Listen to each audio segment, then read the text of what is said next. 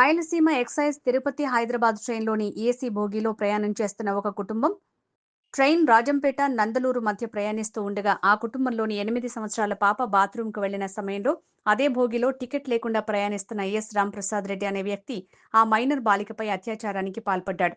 ఈ folks act కేసులో 24 మంది సాక్షులను పరిశీలించిన తర్వాత సంచలన తీర్పుగా ముద్దాయికి జీవిత ఖైదు విధించడం జరిగింది. అతను టికెట్ లేకుండా ప్రయాణించడంలో రైల్వే వారిని తప్పుపడుతూ డీఆర్ఎంకు రూ. 1,50,000 ఆ మైనర్ బాలిక కుటుంబానికి 1 నెలలోపు చెల్లించాలని కోర్టు తీర్పిచ్చింది. కడప జిల్లా పోక్సో కోర్టు ఒక సంచలనమైన తీర్పు వెల్లడించడం జరిగినది.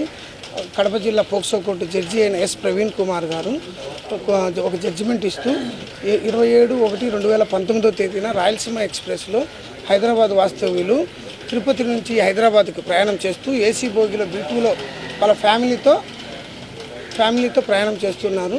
రాజంపేట నందలూరు మార్గ మధ్యంలో వాళ్ళ పాప 8 ఏళ్ల పాప వాష్రూమ్ పోవాలంటే ఎల్లుమ్మా అని చెప్పినారు. వాళ్ళు చేసిన తప్పు ఏంటంటే ఆ పాప వెంబడి పోకుండా ఉండడమే వాళ్ళు చేసిన చిన్న పొరపాటు.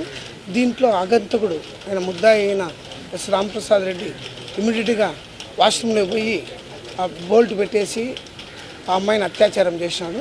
తర్వాత కడప రైల్వే డిఎస్పీ గారు రమేష్ బాబు గారు, సిఐ గారు, ఎస్ఐ గారు ఈ కేసు విచారణలో 24 మంది సాక్షులను ప్రవేశపెట్టి కోర్టులో విచారణ జరిపిన తర్వాత కోర్టు వారు ఈరోజు 3/12/2025 తేదీన కడప పోక్సో కోర్టు జడ్జి గారు అయిన ఎస్ ప్రవీణ్ కుమార్ గారు ఒక తీర్పు వెల్లడించడం జరిగినది.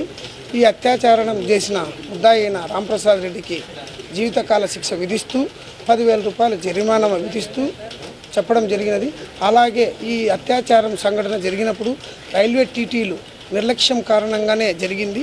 ఎందుకు అంటే నిర్లక్ష్యం అంటే ఒక ఏసీ బోగిలో ట్రైన్లోనే అత్యుత్తమైన ప్రయాణం ఏదంటే ఏసీ. అటువంటి ఏసీ బోగిలో ఒక వ్యక్తి టికెట్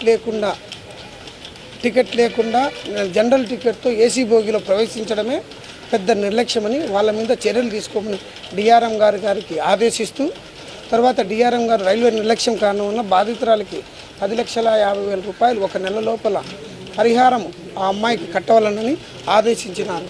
ఇది కేవలము రైల్వే టీటీలు వాళ్ళ నిర్లక్ష్యం వలన జరిగినది.